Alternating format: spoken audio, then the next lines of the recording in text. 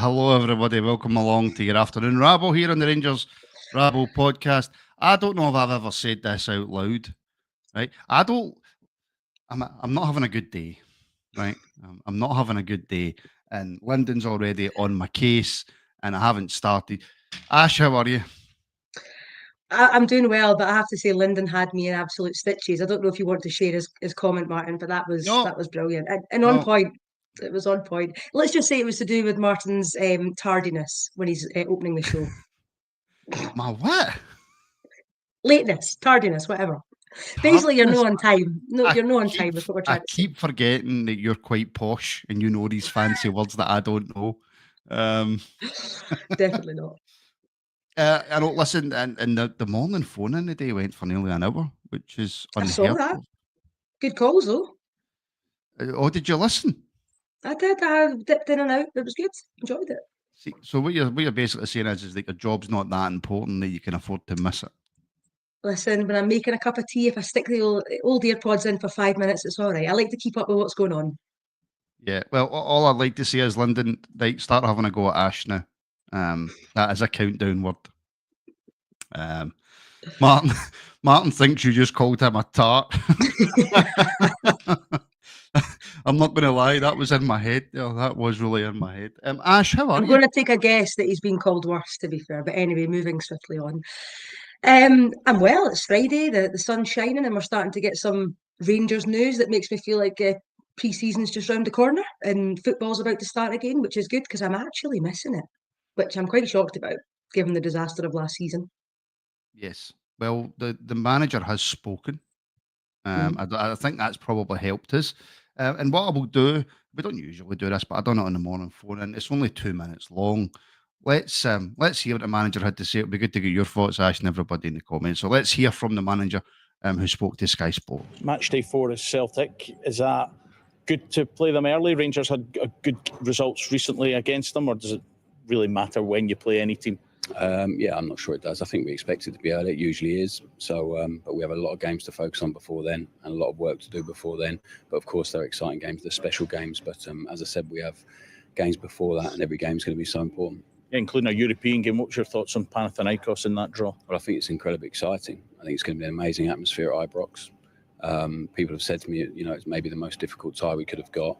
But if we want to compete in Europe, we're going to have to beat some good teams, some really good teams. So we will be ready for it. We know what we're working towards now, so we can have a good look at them. But like I've said, the work's going to be about us and making sure in the next 3 to 4 weeks that we and the players understand what it's going to take, and they're open to learning. And like I said, be ready to put in a performance that we are proud of. So players back on Monday. What's the priorities for you then? To work them physically and tactically, to get them to understand what we are demanding very early on, what the team's going to look like. And also, hopefully, in the next couple of weeks, to add a few players to the group. I think we're all expecting that. So it's exciting. And we have the international players coming back a week later. So we have a good bit of time to work with them. How many ins and outs are you expecting, certainly early ahead of the European game? I honestly don't know. But I think we'll have a few before the European game. That'll be for sure. So everyone's working extremely hard. That's what the bulk of the work has been the last week or so, is really identifying character and talent that we want in the building that can add to this group and add to us as culturally and performance, of course. And I'm excited about the people that we are starting to look at and hopefully we'll add. What about departures? A lot of talk about serial Dessers. Is there any update you can give us on that? No, I think the updates will come as and when they're actually real. So at the minute, I'm expecting to return on Monday and I'm looking forward to working with him. What about John Souttar? Will he be ready for the European game or the opening game of the league season? I think it's really difficult. So John wants to play for his country, and I think so many players, especially at the end of the season, get lambasted for not going away or pulling out of the international games for whatever reason. So John made a decision that he had a bit of a minor injury. He wanted to go and play. He's desperate to play for his country, which I admire. So the plan was here, everyone was aware of it, to get sorted after that. So he's had a minor op, and we expect him to be fit for the Panathinaikos game. So it hasn't really affected the preparation. He's been able to go away and play and then be ready for us. And just finally then, how excited are you and how hectic has it been since being appointed Rangers head coach? Yeah, it's been everything I thought it would be. It's been intense. It's been great. The real work starts on Monday, which I'm really excited about, to get on the grass. That's what I love. I think any manager and coach loves that bit, training the players and being on the grass with them. And I'm just really excited about it all. The challenges that are going to come. And now we have to build a team that we're all really connected to and proud of and like watching. Firstly, Ash, he's had enough time to get a haircut. Right. So we've had one Martin that's had a haircut and one Martin that needs a haircut that hasn't yet had a chance to. So yeah, you'll have to get that sorted for his first stint at Ibrox with the suit and suited and booted and nice new haircut. That's what we're expecting. Their standards. He's absolutely going to have to get that hair sorted. There's no excuse to let your hair get that bad for that long. That's all I'm He keeps saying. having to flick it. He keeps having to flick it out of his way. It's Saying very that pop purpose, star. he's just saying, look at me. Look at my me. Barnett. Handsome man, though. Very handsome man. If anybody's He is. ever been told they look like him, then that must mean that they're also very handsome. It's a compliment. It's very much a compliment. But on the serious stuff, he did say that he's expecting to add a few players. He did actually say that he expects some players to be in before, obviously, the Panathinaikos game.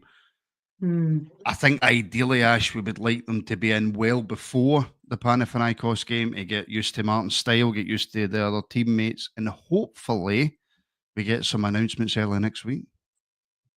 Yeah, because I think when he mentioned in his introductory press conference that he expected one or two before the qualifier, I think we all thought that was him just being kind of setting expectations in terms of not getting too high too quickly. But I would say I'm a little bit disappointed in the lack of movement so far. I don't think concern's the right word. I think we're far too early for that. But I just think the prospect of the same squad arriving back at Auchenhowie on Monday is the same squad apart from Lyle Cameron that finished the season is a wee bit disappointing and a wee bit depressing, if I'm being quite frank with you. So I'd like to think behind the scenes there's a lot of work going on, but they probably do need to get one or two over the line to just start this culture change in the dressing room, because I think that's been a problem for a few years now. And just gives a bit of fresh blood and a bit of fresh impetus. So I'm hoping that there's something in it. I mean, a few of the players like Poku, etc., looked as though they were close, but now we're hearing that's maybe not the case. So let's hope there's a few irons in the fire that we don't know about. Well, actually, just on that point, and by the way, Stephen, I've got your super chat, buddy. I'll bring it in a wee second. Thank you for the support, my friend. On that culture change, that's up to Martin. It's so weird saying that. That's up to Martin to change that. But and it's under Beale, under Gio, under Clement, under every manager that's been with this kind of core group of players, we've all said the same thing. The culture within the club is not a culture that breeds winning. But surely that's up to the manager to sort that. I think it is, but you've got to remember he's going into a dressing room that's pretty settled, that'll have its own little hierarchy and it'll have its own leadership groups, etc. You'll have an outlook. So he's kind of behind the eight ball. He's going to have to win these guys over. And I just think, not to get into Connor Cody, for example, I don't know whether he's the right player for us. I have my doubts, but I also think he offers something. But someone like him would come in and be quite confident and probably get stuck in and get involved in that and perhaps help Martin start to change the culture of the dressing room. So I'm not saying it's impossible without new players straight away. I just think it would have been good to have that kind of fresh blood for going back on Monday to have those conversations. But hopefully we're not too far away. But you're right, it is up to him ultimately, but he is going to need players to come in with different perspectives, I think, to change that. Because we've seen other managers fail trying to do that in the past. Yeah, we have. Pretty much every manager that's come in the last few years has failed with that. Yes. In terms of leaks, not leaks, in terms of stuff coming out at the football club, in terms of players that we're after, we've only really seen what's been reported in the news and what's been reported from like other types of like fan media and stuff. Is this these what's the right word? Strictest isn't the right word. Is this the most closed off in terms of rumours, in terms of what's getting fed out for the club to us all that we've had in the last few years? Because it appeared to me, Ash, that, and somebody said it this morning on the morning phone, and that under the previous regime, we pretty much knew everything that was happening. We did, and so did the media, which meant so did everybody else in Scotland. It is, I think, the most closed it's been. If I'm honest, I think that will change as journalists cultivate relationships with the new regime. I think that will happen naturally. They'll start to build that trust, and the club will get quite cute in terms of what they release and when. But I think for now, to be honest, there's so much going on behind the scenes that they're not really interested in doing that. They're just trying to get things done and things lined up for the new season. So my hope, as I say, that is there's things going on that we don't even know about, because again, being quite honest, some of the links we've had concern me a little bit because it seems to be very heavily focused on the English market. Now, there are some gems to get there for sure, but the reality is we've gone down that road before and not many of them have worked out. and we've actually carried the financial burden of that for many years when we've gone and signed expensive players from down south that haven't quite cut the mustard. So I'd like to think we're casting our net a little bit further afield, that it's maybe easier for the journalists to find those links because of English agents, etc. Maybe there's a bit more noise coming out from their camps. But hopefully we're scouring Europe and there's a few kind of left field signings to come. Well, one of those that we've been rumoured with, and I can never get this guy's name right. I've wrote it down and everything and I still can't get it right. Ekrem Kanur on Twitter. He's done so. I mean, over the last 2 or 3 years, he's been constant with the Rangers links, and I don't think he's got many right, to be fair. But one player that he has linked us with, and you're talking about in Europe, from Frankfurt. And again, easy name to pronounce, Ash. Very easy. Igor Matanovic, a striker who is currently at, like I say, Frankfurt. Goals wise, we complain about Dessers. He got 1 goal in 16 games for Frankfurt. Has had several injuries over the last few years, and in one season he actually missed almost 30 games. So I kind of agree with you in terms of the players that we're being linked with. None of them jump off the page and shout, "Sign me, please." No, and I don't know much about that chap, but the stats would concern me. Having not seen him play, maybe he's got a style of play that, his manager's done him dirty, and maybe if he played in the right type of tactical structure, he would score more goals. But the injury thing, big red flag. How many times have we said if we can just get them fit, there'll be a great signing for Rangers? Well, guess what? Newsflash, we never get them fit. One link I saw yesterday talking about strikers is Majowski, who went, is it Genoa? I think it's an Italian team. I'm not sure. I'm sure somebody will keep me right. I always get them mixed up. Is it Genoa or Girona? Or because one of them's Spanish. Yeah, Girona's Spanish. Genoa's Italy. I think it's Italy, but I don't think he's had the best runs there. Now, he was some player when he was at Aberdeen. Girona, sorry, JD just cleared it for us. So that's the Spanish league then. So, he would be one, if it's a couple of million quid, I would be pretty interested in looking at. We know that he can do well up here, and he terrorised us for a season or two. So that would be more of the type of signing that I'd be on board with, when you know that what you're getting. Whether he fits Martin's style, I don't know. But yeah, the Frankfurt chap probably doesn't have me too excited. Well, he's got 1 goal and 5 caps for Croatia, so he is capped at international level, albeit he was born in Germany. In his defence, last season he missed 2 games, 1 through fitness and 1 through being ill. The serious injury was all the way back in 2020, 2021. He missed 16 games in 2022, 2023 with a shoulder injury, to be fair. And actually, no, in 24, 25, he missed 11 games, and one of them was a foot injury. So, yeah, okay, maybe he does suffer from injuries. Maybe that's why he's not really involved in his goal-scoring record. Doesn't exactly scream out, yeah, I'm good. But what it does tell you, though, is you think the likes of Turgeman, this chap here, and a few others clearly were out and about talking to strikers. Clearly, that's a main focus of ours, and we know that there is going to be someone coming in there. Whether it's Turgeman or somebody else, I don't know, but clearly there's a plan to try and freshen up the front line, which I think we desperately need. But it might just hinge on getting 1 or 2 of the strikers out the door first.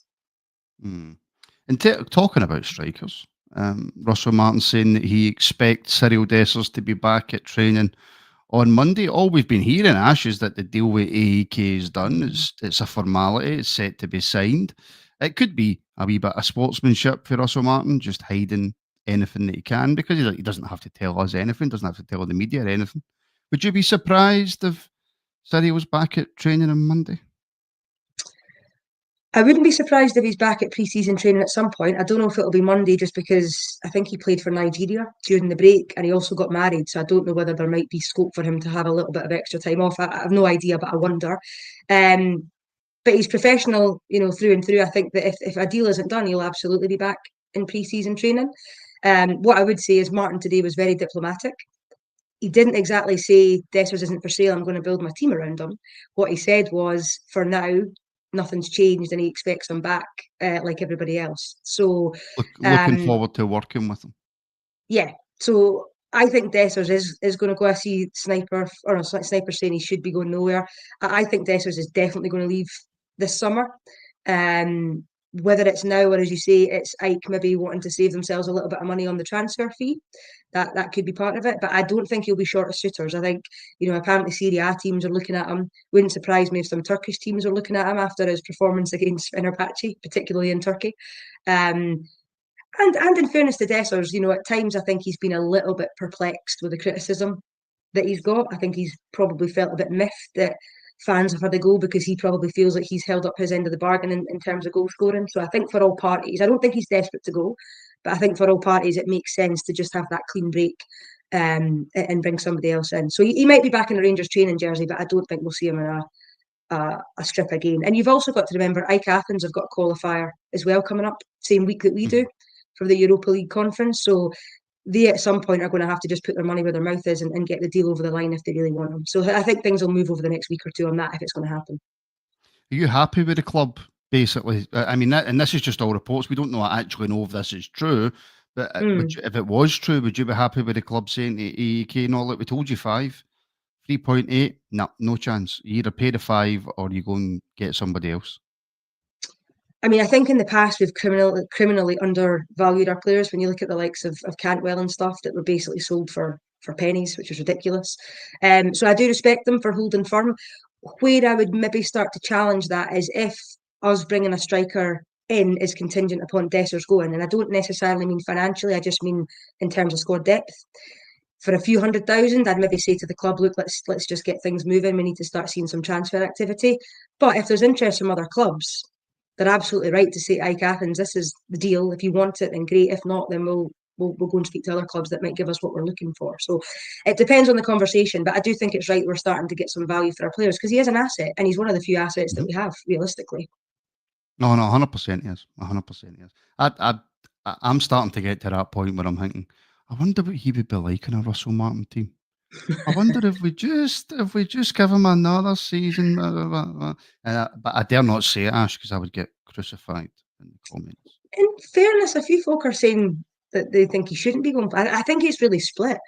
I think some people think he should be given a chance to play in a good Rangers team, and other people remember the likes of what I do, the likes of Ross County and Dundee away the season before last, where he blew some really big chances to put us in a commanding position in the league. And I kind of struggle to get past that. In big moments when we really need a goal, he doesn't always deliver. And I just think, as I say, I think a fresh break is good for everyone. But who knows? He might end up playing for us. We'll just have to wait and see what happens. Now, in one of your previous answers, you said the word Souttar. So I think that's a perfect segue to discuss a certain centre-back, John Souttar. Now, there's many different ways this conversation can go, right? And maybe there has been certain overreactions about Souttar. Maybe I'm one of those people who has maybe had certain overreactions. What's your take on the whole wants to play for his country, which is noble? I think a lot of us who maybe aren't that into the international scene anymore sort of take that for granted about playing for your country. It's too meaningless friendlies, blah, blah, blah. Some people just love playing for their country. John Souttar, I believe, was brought up in Edinburgh, I think. And a lot of people through there just want to play for their country. It's just what it is. But he needs to get an operation. He could possibly miss the start of the qualifiers, although Russell Martin trying to put us at ease a little bit by saying, no, he should be back. I mean, the first thing I got from that interview is it was an excellent bit of man management from Russell Martin, which is something you've heard from other clubs to say that that's one of his strengths, is that he gets players to run through brick walls for him. So I think he handled it really well today, that basically he tried to take a little bit of the heat off Souttar and kind of put a bit of context to it, that it was about, wanting to play for his country and not risking anything with Rangers. So that's the first thing.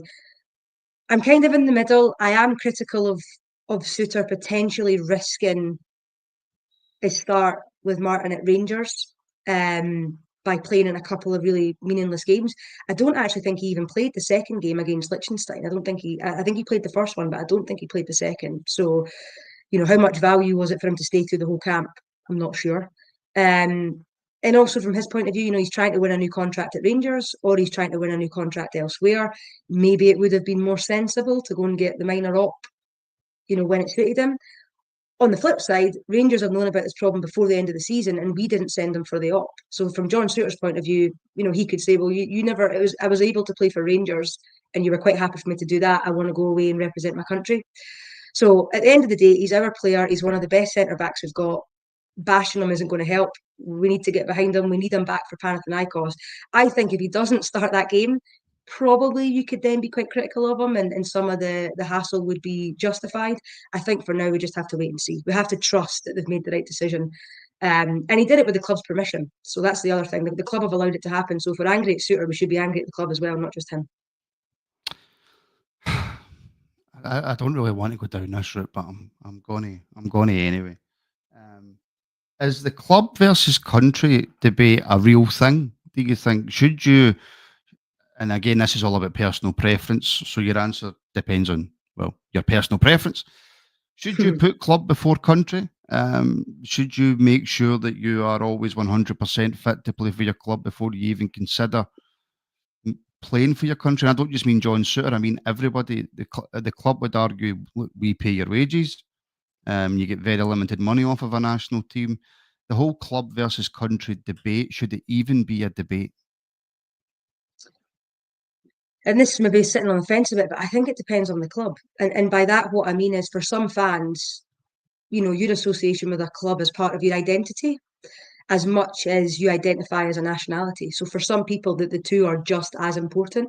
However, for some football players, the pinnacle of playing for your country is higher than anything you could achieve in football. It'll depend a lot on, what their perspective of football is and how they were brought up, and, did they follow the national teams, etc., when they were young. So, ultimately the club are the ones that pay wages.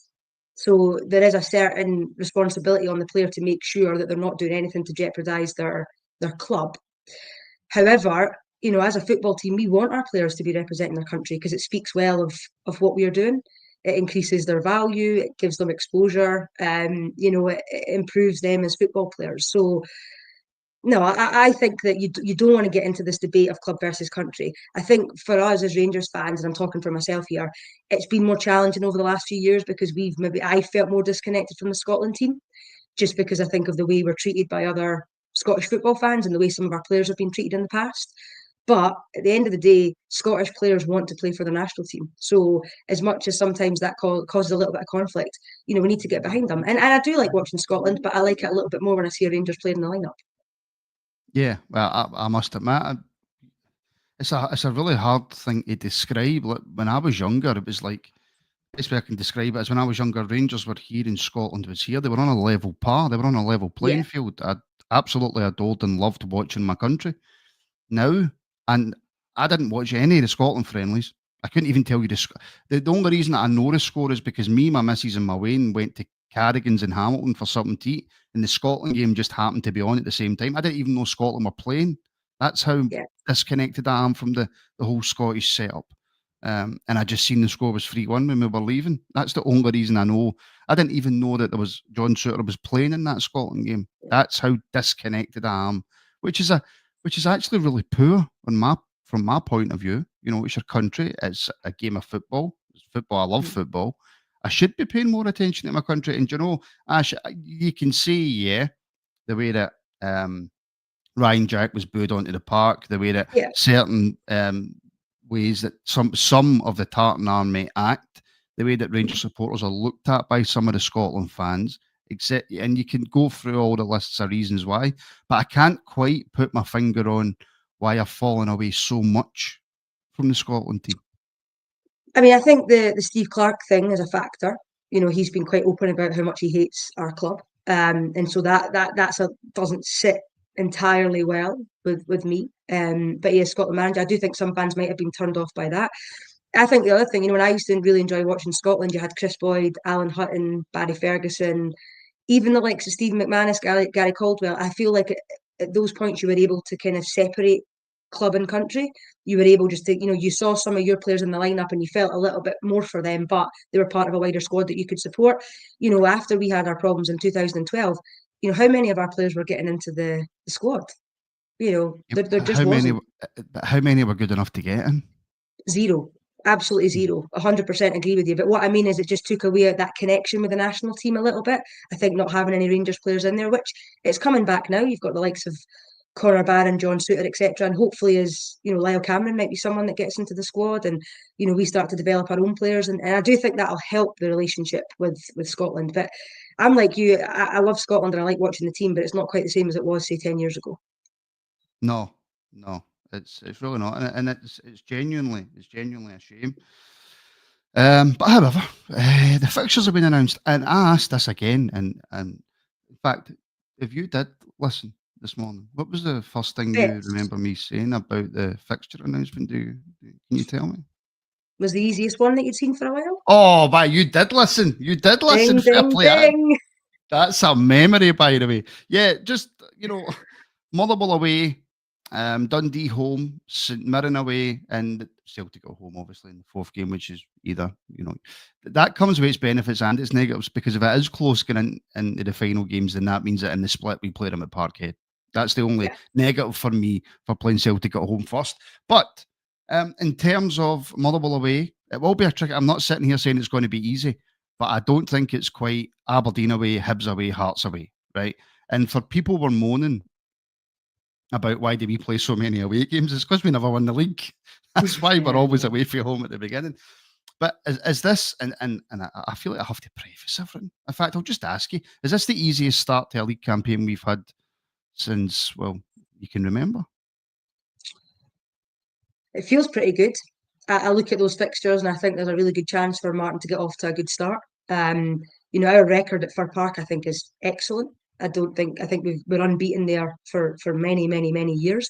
Obviously, it's a different dynamic going on opening day of the season, where everyone will be up for it. It's a 5:45 kickoff, so there'll be a few, buses going around and pubs, etc. Everyone will be really, really up for it. They've got a new manager. It'll be a good atmosphere. But I'm not frightened to play them. I think let's go to Fir Park and let's start off the season well. I hear what you're saying about the Celtic fixture. It's quite interesting. We've got the opportunity to win another Old Firm game. And there's been noises coming out of Celtic that they've kind of been disappointed with how they've played in some of the big games last season, obviously against us and then in the cup final against Aberdeen as well. So there is a real opportunity for us to just create a little bit of doubt in their mind. And the relationship between the fans and Rodgers, I don't think is as strong as he would like it to be. So I think if we can just put a little bit of pressure on and just create a little bit of noise around them, it could be massive for us going into the international break. So there's no reason why we can't keep pace with them. That's really the goal for me. Is too often in seasons gone by, we're a third way through the season and we're 6-7+ points behind, and it's just a mountain to climb. What we need to do is keep pace with them, because if we can navigate our way through January, the fixtures into the run up to the split are actually pretty favourable. And if we can just keep pace with them till then, you really fancy that there could be a genuine title race, which is something we've not had for a long, long time. January's not favourable though, is it? No, January's an acid test. It really is. If you can go unbeaten and win 3 of those 4, then what a position we'll be in. Well, sorry, Ash, just for people who haven't, I would imagine everybody has, but just for people who maybe haven't looked at it really closely, January is Celtic away, Aberdeen away, Dundee home, and Hibs away. So yeah, I think acid test is being generous. That'll probably be if like you say, if we're keeping pace, if Rangers and Celtic are at it all the way up to the break. Well, there's no winter break anymore, but if we're at it, January's going to be, I think, where it could be decided. Possibly. I mean, there's a lot of football to be played after that. But if we have a really difficult January, to claw that gap up is going to be challenging. But at the end of the day, look, if you're going to win a title and you're going to be champions, you have to go to these away grounds and you have to get results. Would you like them all in the same month? Potentially not, particularly after December, because that's a busy period. And you've also got, hopefully European commitments in December as well now, because they've kind of extended the European campaign. So it could end up being a positive or a negative. You really don't know. Would you maybe rather have had one of those more difficult games in the early part of the season? Possibly. But what a month to get up for. If you can't get the players excited about what's to come in January, then they're at their own football club. So as a fan, it'll be exciting. I just hope that we turn up, and too often we've kind of faltered at the turn of the year. It'll be good to put that right and hopefully get some good results. Yeah, I'm seeing some.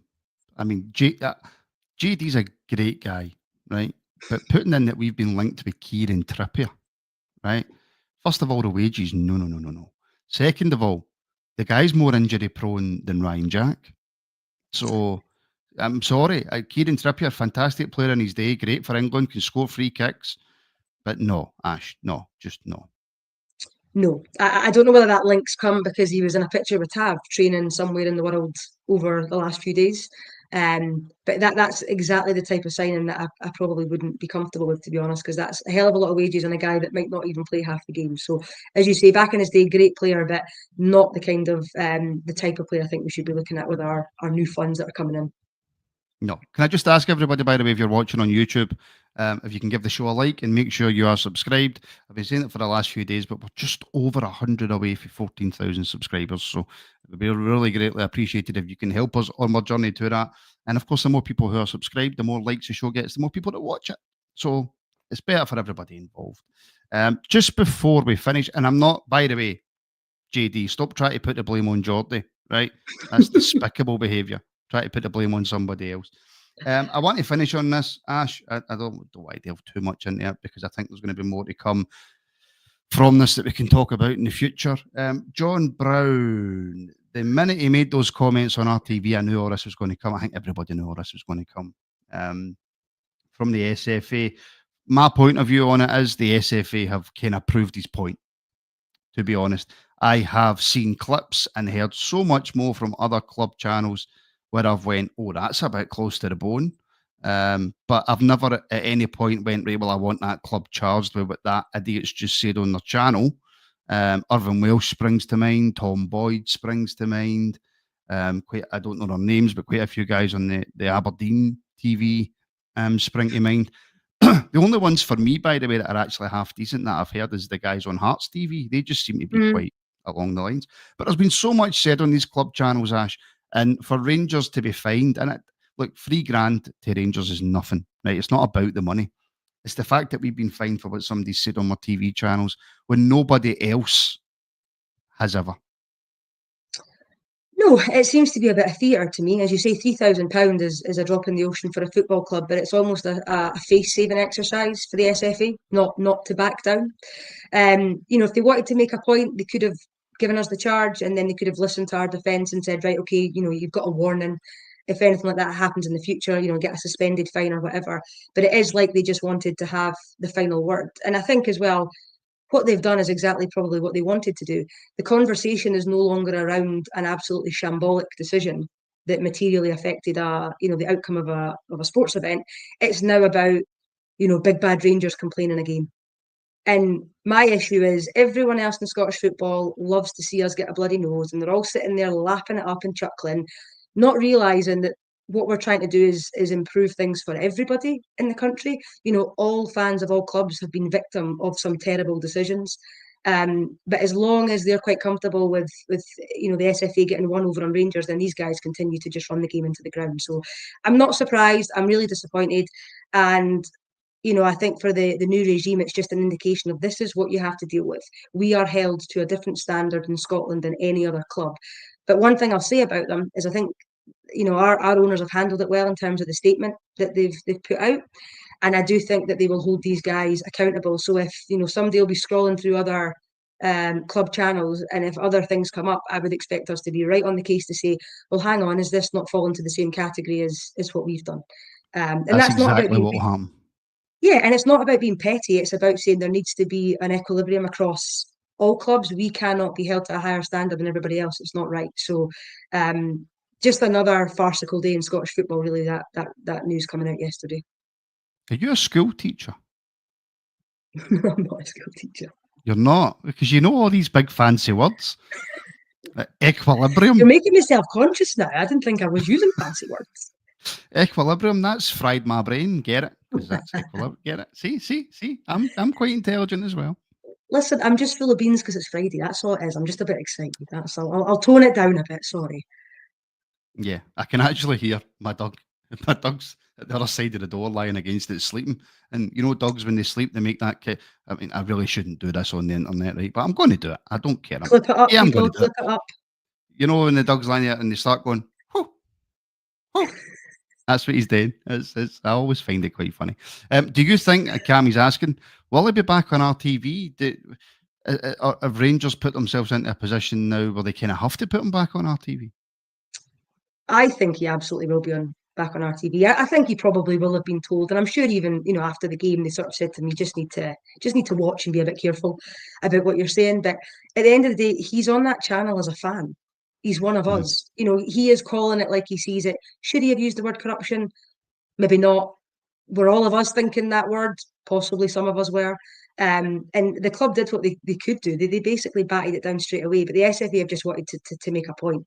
Sorry, laugh at that. So no, I hope Bomber's back. I'm sure he'll get a hero's welcome. But he may not use that word again. That might be taken out of his phraseology. I think that could be the case. Well, ironically, a couple of days after that, I've ended up with a John Brown picture up on my wall. I don't know how that happened. It just appeared. But we already also, loved him, but we love him a bit more now. Yes. Although, there's a tiny part of me that's actually quite scared that picture is Rangers conceding a goal with John Brown in it. I'm pretty sure it's against Dundee United, and I'm pretty sure I'll need to look into it. But a massive super chat in for channel legend Stephen Robertson. Russell Martin and Wolf audiobooks, I would buy them. I would. Sorry, I was reading that comment there. You don't have to, Ash, because you know all the words anyway. You teach it to the school kids that I don't actually teach. No, I would definitely be buying some of those audiobooks. Maybe that's a wee Rabble side thing you can get on the go, Martin. Some Rabble regular audiobooks. Well, actually, you've gave me an idea. You've actually given me an idea. Moneymaker right there. Moneymaker. If anybody would like to buy Rabble audiobooks, then please do email rangersrabble@gmail.com and we will get that sorted for you. I don't know how people can do that, sit there for hours and hours. Like, has anybody done an audiobook, A War and Peace? Is that an audiobook? No. Oh, probably it will be, yeah. I mean, if you've done the recording for that, you deserve all the money that you get. I reckon it takes a long time though. Like I think it's like some of the audiobooks I've got like 15 hours. They must take days to do that. Reading that audiobook's like War and Peace, man. I can't help it. Ideas come into my head and they just come right out of my mouth. But yeah, there we go. Okay, dog, folks. Listen, thank you so much for tuning in. Ash, thank you very much. Thank you. I hope everyone has a lovely weekend. Yes. No, actually, I'm not going to be because I'm going to be doing some housework. By that, I mean maybe get in the garden after a bit of sunshine. No, I don't like the sun. I prefer the rain. Does it not like you?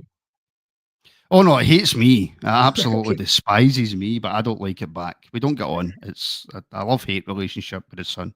But folks, listen, thank you very much for tuning in. This is the final Afternoon Rabble of the week.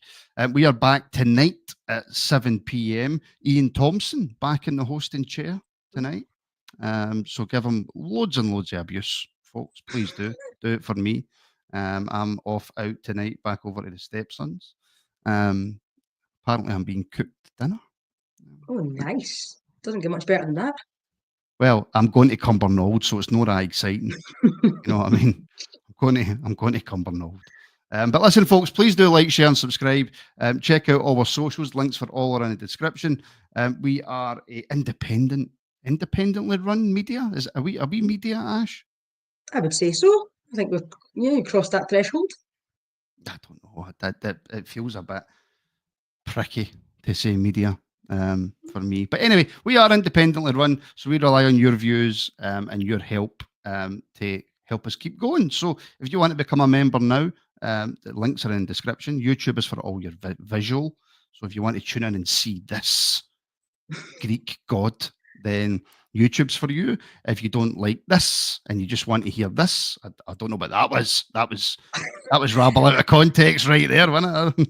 Between the barking and that movement there, this is going to be a rabble for the ages, I'm afraid, Martin. You've stitched yourself right up. I have. I've stitched myself right up. I mean, I'm going to be all over the internet again. At least it wasn't as bad as Wolf. I'll tell you about Wolf when we finish. I certainly can't say that again. But yeah, listen, folks, join us as members. You get access to loads and loads of extra content, loads of live shows, and loads of stuff. So go and enjoy the rest of your Friday. Make sure you join us tonight at 7 p.m. and make sure you give E&T loads and loads of abuse. Friendly abuse, but abuse. So yeah, thank you, Ash. Thank you, everybody. And we shall speak very, very soon.